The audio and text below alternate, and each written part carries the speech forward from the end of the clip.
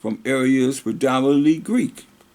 But you see, it say Hellenists, it say Jews who made Greek their tongue, and with it often adopted Greek ideas and practices.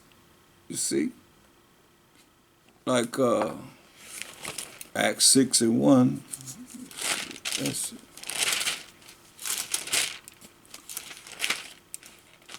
And in those days, when the number of the disciples was multiplied, there arose a murmuring of the Grecians against the Hebrews. See, these are the Greek-speaking Jews, the Hellenists, because their widows were neglected in the daily ministration, right?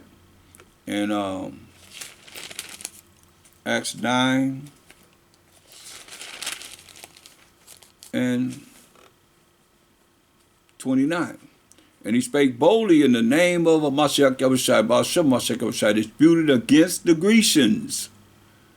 But they went about to slay him. See? Them is ones that, say they said, who you want to save? Who you want us to save? Because save somebody once a year. This your king, or Mashiach Yahushua, or Barabbas, the murderer. And they said, we have no king. But who? But Caesar. Israelites, That's why when you understand our story, you understand how they was rolling and what they were so afraid of. It should sound familiar, like a lot of these poached up eating preachers here that's afraid of losing their 501c3 nonprofit status and dealing with how they got to deal with stipulations of what they can do and what they can't do. Same here with the Pharisees, scribes, and the Sadducees and all them leaders. It's what they were dealing with. John 11 and 47. That's why he called them vipers. John the Baptist called them vipers. Mashiach called them vipers. This is what it said. Then gathered the chief priests and the Pharisees. This is St. John 11 and 47. Then gathered the chief priests and the Pharisees a council and said, what we going to do? Said, what we going to do? For this man doeth many miracles. Talk about a Mashiach Yahushua. If we let him thus alone, all men will believe on him. Listen, and the Romans, the so-called white man, the so-called Italian Caucasian white man, shall come and take away both our place and nation. Yeah. That's why these preachers can't say what they want to say. They're afraid to say that. He might come and take away their place and nation. That's why you got to roll with the Most High. You have no fear of that nature. Because the Most High got you. If you want to come and learn the truth, other than that, you're going to be stuck with whatever you stuck with. And it's a fearful thing to fall into the hands of living power. You're going to choose the Most High or you're going to choose them. Let's go back to Acts 19th chapter.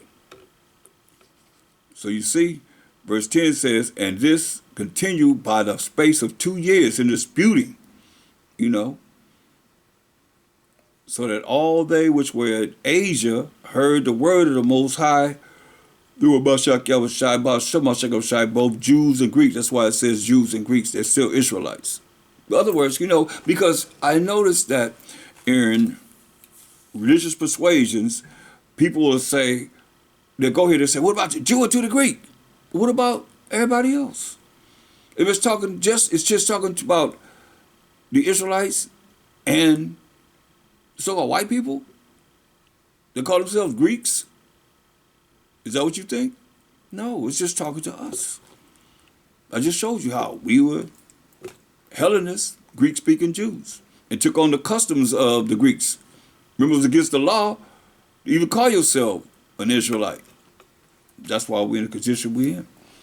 And the Most High wrought special miracles by the hands of Paul, so that from his body were brought unto the sick handkerchiefs or aprons, and the diseases departed from them, and the evil spirits went out of them too. Evil spirits were cast out of people. Listen, then certain of the vagabond Jews, exorcists, took upon them to call over them which had evil spirits. The name of the master of Mashiach Yahushua, saying, we abjure you by Yahushua, whom Paul preaches. And there were 7 sons of one Sceva, a Jew, and chief of the priests, which did so. And the evil spirit answered and said, so the evil spirits could talk.